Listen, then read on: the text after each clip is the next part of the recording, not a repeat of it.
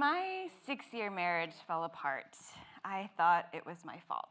He told me that he felt like he missed out by being with me, so I interpreted that as I was too old, I let myself go, I wasn't enough.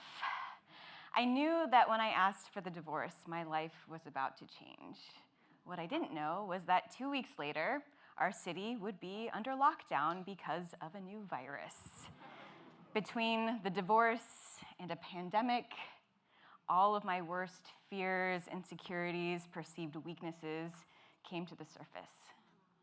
But today I am here to talk about how an unexpected new hobby revealed my true strength. Through pole dancing. Yes, pole dancing. I learned how to fly. And I fell in love again with myself. Stop AAPI Hate recorded nearly 11,500 anti-Asian hate incidents between March 2020 and March 2022.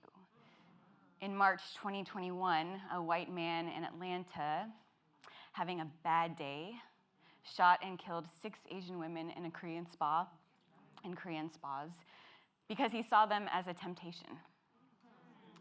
Asian women have been objectified, hypersexualized since the 1800s, dating back to the Page Act of 1875, which prohibited women with immoral purposes from immigrating to the United States, but was primarily enforced against Asian women.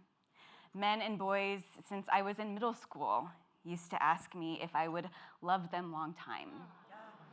I learned from a very early age that my race and sexuality were tied, and after Atlanta, it became clear that my Asian body was a liability. It made me a target. I wanted to escape it, and so I threw myself into work, writing op-eds, speaking on panels, doing anything but processing the trauma that had been stored in my muscle memory. Wow. And it was taking a toll on my body. I needed to move. I needed to put my phone down for an hour and stop doom scrolling. So I enrolled in a pole fitness program. I showed up to my first class wearing a sports bra, bike shorts, flannel shirt tied around my waist to cover my stomach and my backside, and gym shoes that had never seen the inside of a gym because since elementary school, I told myself, I'm not an athlete. I am a choir girl, a theater nerd. The gym was for other people, stronger people. But there I was, standing behind a pole, trying to avoid looking at my reflection in the mirror. But my instructor told us that we should record a video of ourselves so that we could track our progress. And so I did. And I look back at that first video now and I laugh, jumping on the pole and holding on for dear life, walking around the base like a broken robot. It is a miracle that I made it through that first class. But I did. And the second class, and the third, and 2.5 years later, I am now a certified spin pole instructor.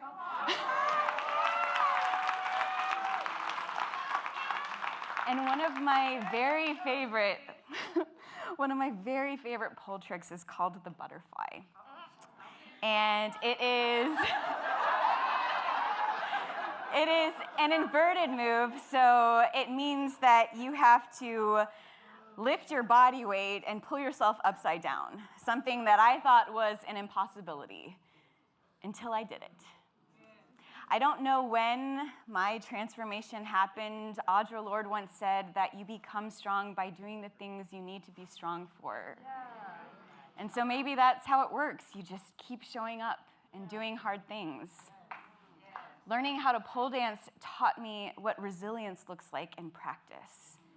And sometimes that means letting go. There's another trick that I love called the layback, which the name is very self-explanatory, but you wrap your legs around the pole and you release your arm grip and you lay all the way back, which I know sounds terrifying, to trust your strength and surrender.